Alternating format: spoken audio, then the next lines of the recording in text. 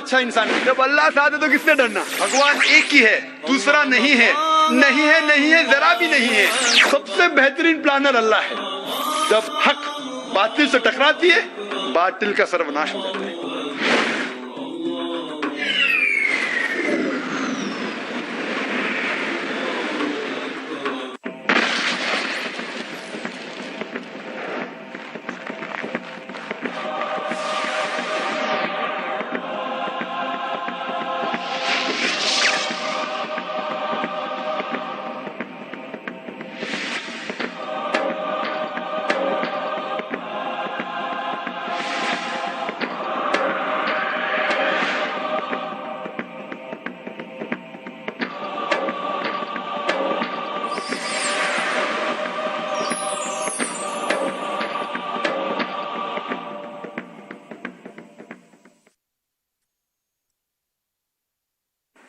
سولہوائی غلط فہمی جو غیر مسلمانوں کو اسلام کے تعلق سے وہ یہ ہے کہ اسلام میں خواتین کو ذلیل کیا جاتا ہے, ان کے حقوق نہیں دیے جاتے. اسی لیے وراثت کے معاملات میں جب وراثت کا بٹوارا ہوتا ہے تو خواتین کو آدھا حصہ ملتا ہے مرد کے مقابلے میں. وراثت کے تعلق سے, میراث کے تعلق سے قرآن مجید میں کئی آیتیں ہیں. سورہ بقرہ سورہ نمبر 2 آیت نمبر 180, سورہ بقرہ سورہ نمبر 2 آیت نمبر 240, سورہ نساء سورہ نمبر 4 آیت نمبر 7 سے 9, سورہ نساء سورہ نمبر 4 آیت نمبر 19, سورہ نساء سورہ نمبر 4 آیت نمبر 33 اور کئی آیتیں ہیں. لیکن جو دو اہم آیتیں ہیں جس میں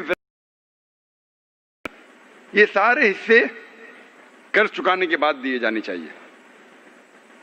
اللہ تعالیٰ فرماتے ہیں سورہ نساء میں سورہ نمبر 4 آیت نمبر 12 میں, جو آپ کے بیویوں آپ کے لیے چھوڑتے ہیں آپ کا حصہ ہے آدھا اگر کوئی بھی بچے نہیں ہیں, اور آپ کا حصہ 1/4 اگر آپ کے بچے ہیں. جو آپ کے بیویوں کے لیے چھوڑتے ہیں آپ کے بیویوں کا حصہ ہے 1/4 اگر کوئی بچے نہیں ہیں, اور 1/8 اگر بچے ہیں. اور اس طریقے سے بھائی کا حصہ, بہن کا حصہ آج کمپلیٹ ہوتی. عام طور پہ میں مانتا ہوں کہ اکثر خواتین کا حصہ مرد کے مقابلے میں آدھا ہے, لیکن کئی بار برابر بھی ہے اور زیادہ بھی ہے. جیسے والدین کا حصہ اگر بچے ہے تو دونوں کو ملتا ہے 1/6, اور اگر ایک عورت کا انتقال ہوتا ہے اور اس کے کوئی بچے نہیں ہیں تو, اور کوئی بھائی بہن نہیں ہے تو ماں کو ملتا ہے 1/3 اور باپ کو ملتا ہے 1/6. مطلب یہاں والدہ کو ڈبل مل رہا ہے والد کے مقابلے. کچھ وقت خواتین کو ڈبل بھی ملتا ہے, لیکن میں ماننے کو تیار ہوں اکثر خواتین کو مرد کے مقابلے میں ملتا ہے آدھا. مثال کے طور پہ بہن اور بھائی کا حصہ بہن سے ڈبل ہے. بیوی اور شوہر کا حصہ بیوی سے ڈبل ہے. اس کی کیا وجہ ہے؟ جیسے میں نے کہا کہ اسلام میں ساری معاشی ذمہ داری مرد کے کندھوں پہ اللہ سبحانہ تعالیٰ نے ڈالی ہے.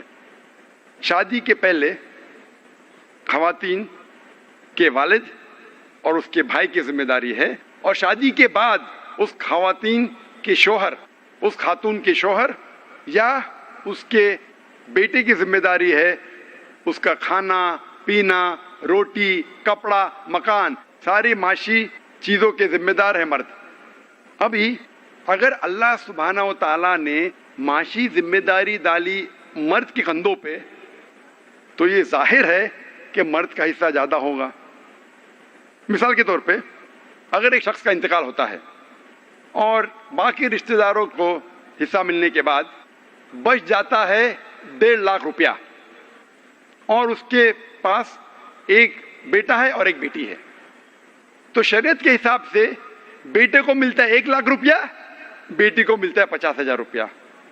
لیکن وہ بیٹے کو جب 1 لاکھ ملتا ہے ہو سکتا ہے کہ 80 سے 90 ہزار جو اسے ملتا ہے اسے خرچہ کرنا پڑے گا خواتین پر. وہ بیٹی کو جب ملتا ہے 50,000 اسے 1 روپیہ بھی نہیں خرچہ کرنا چاہیے کسی اور پہ, نہ خود کے معاشی حالات پر. تو آپ کیا چاہیں گے؟ آپ پسند کریں گے کہ آپ کو 1,00,000 روپیہ ملے اور 90,000 آپ خرچہ کریں، یا پسند کریں گے 50,000 ملے اور ایک بھی روپیہ کسی اور پہ خرچہ کرنے کی ضرورت نہیں؟ بٹ نیچرل آپ پسند کریں گے 50,000 ملے اور ایک بھی روپیہ کسی اور پہ نہ خرچہ کرے. تو اسی لیے اسلام میں جب اللہ سبحانہ و تعالیٰ نے معاشی ذمہ داری، فائنینشیل برڈن جب مرد کے کندھوں پہ ڈالی، اسی لیے اللہ تعالیٰ اسے وراثت میں ڈبل دیتے ہیں. اگر یکساں دیں گے تو مجھے ایک لیکچر دینے پڑے گا مرد کے حقوق کے بارے میں. 18واں سوال جو غیر مسلمان پوچھتے اسلام کے متعلق، سب سے عام سوال 18واں، وہ یہ ہے اسلام میں ایک اللہ سبحانہ و تعالیٰ ہے، ایک آخری رسول ہے، ایک قرآن ہے، تو مسلمان فرقوں میں کیوں بٹ گئے؟ مسلمان فرقوں میں کیوں بٹے؟ اس کا جواب ہے اللہ تعالیٰ فرماتے سورہ عمران میں، سورہ نمبر 3 آیت نمبر 103 میں، وَاعْتَصِمُوا بِحَبْلِ اللَّهِ جَمِيعًا وَلَا تَفَرَّقُوا، آپ اللہ کی رسی کو مضبوطی سے پکڑو اور آپس میں مت بٹو، آپس میں فرقے مت بتاؤ. اللہ کی رسی کیا ہے؟ اللہ کی رسی ہے قرآن. اللہ تعالیٰ فرماتے کہ آپ قرآن کو مضبوطی سے پکڑو اور آپس میں مت بٹو. اللہ تعالیٰ فرماتے سورہ نساء میں سورہ نمبر 4 آیت نمبر 59 میں، اطیعوا اللہ اطیعوا رسول، اللہ کی اطاعت کرو، اللہ کے رسول کی اطاعت کرو. اگر ہم قرآن اور صحیح حدیث کو مضبوطی سے پکڑے اور آپس میں بٹوارا نہ کرے تو انشاءاللہ ہم صحیح راستے پہ رہیں گے.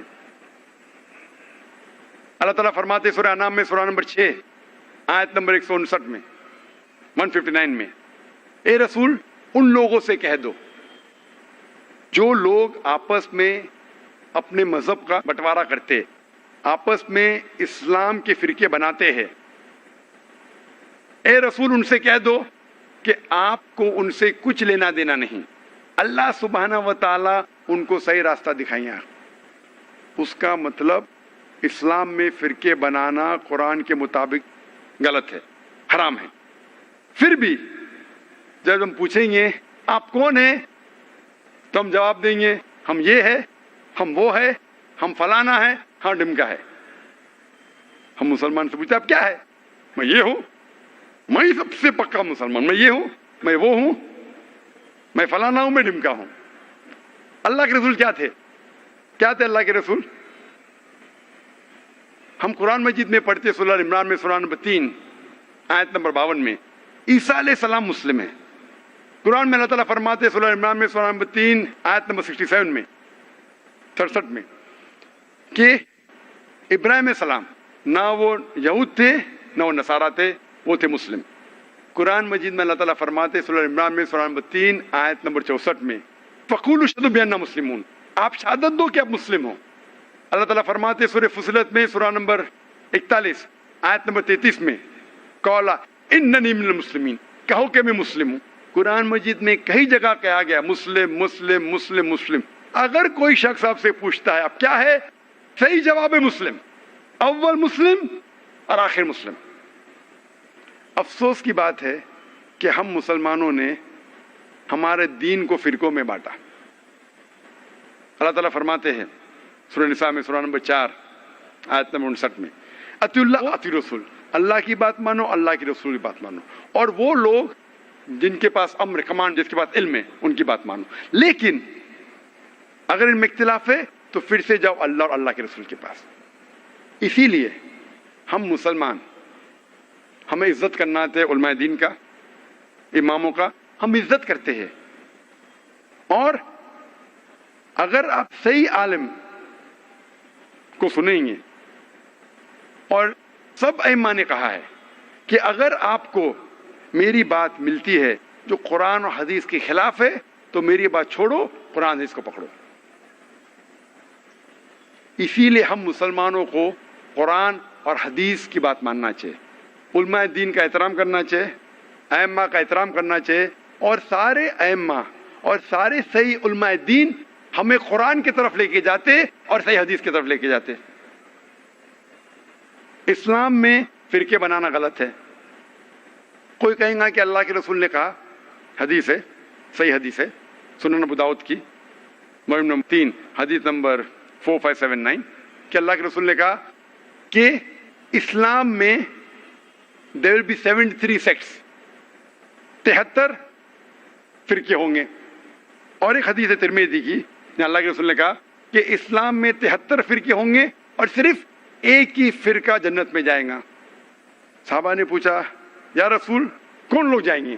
تو انہوں نے کہا وہ لوگ جو میری بات مانتے ہیں اور اس جنریشن کی, جو قرآن اور حدیث پہ عمل کرتے. تو وہ لوگ جو قرآن اور حدیث کی بات پہ مانتے ہیں وہ لوگ جنت جائیں گے. تو اسلام میں فرقے بنانا غلط ہے.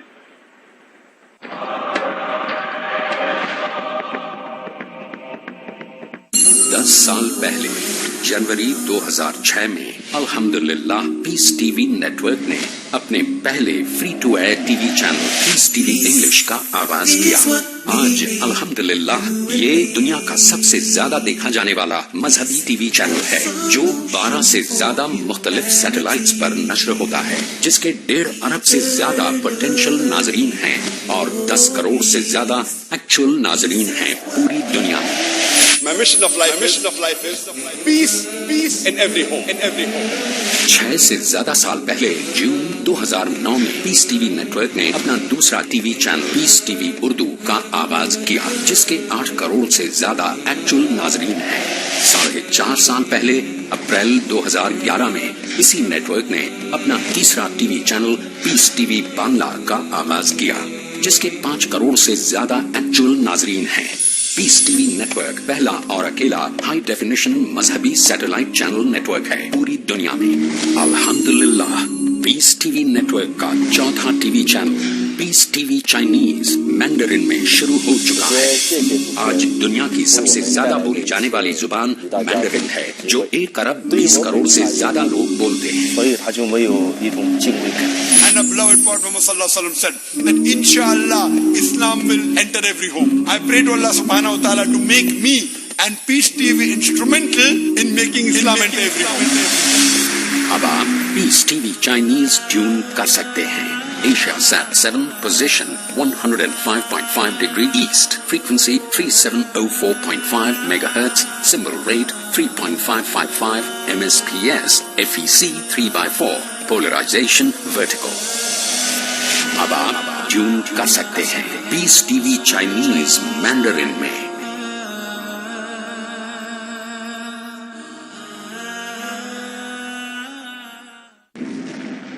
Marriage or divorce? What's Islamic ruling? Husband wants to give divorce.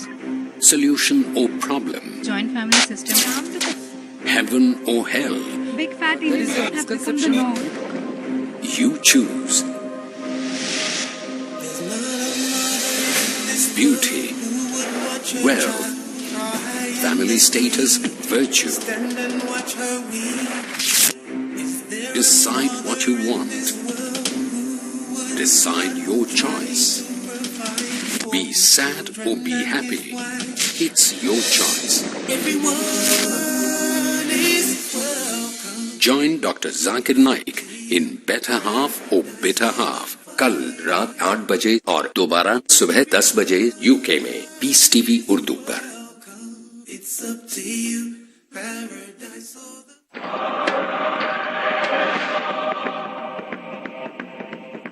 انیسواں عام سوال جو غیر مسلمان کرتے اسلام کے متعلق وہ یہ ہے کہ اسلام جب اتنا اچھا مذہب ہے تو ہم دیکھتے مسلمان غلط کام کیوں کرتے؟